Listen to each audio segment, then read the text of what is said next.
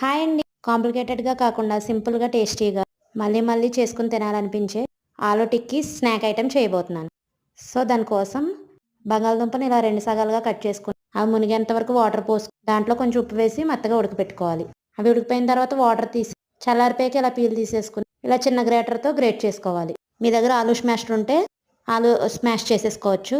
Great చేసుకున్న ఆలూలో సన్నగా cut చేసిన పచ్చిమిర్చి, సన్నగా కట్ చేసిన ఉల్లిపాయ ముక్కలు, ఉప్పు, కారం, చిటికెడు పసుపు, half teaspoon chaat masala, half teaspoon garam masala, half teaspoon black salt, ఒక హాఫ్ కప్పు మైదా పిండి, పావు కప్పు తెల్ల ఉప్మా రవ్వ వేసుకొని, ఒక హాఫ్ చెక్క నిమ్మకాయ పిండుకొని, ఒక డవ్ లాగా కలుపుకొని పెట్టుకోవాలి. చాట్ మసాలా, బ్లాక్ సాల్ట్ లేకపోయినా ఏం ప్రాబ్లం లేదండి, స్కిప్ చేసుకోవచ్చు.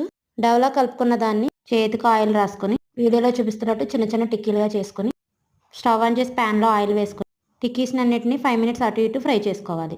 మీకు నచ్చిన షేప్లో టిక్కీలు చేసుకుని ఈవినింగ్ చాయ్తో ఎంజాయ్ చేస్తే చాలా బాగుంటుంది.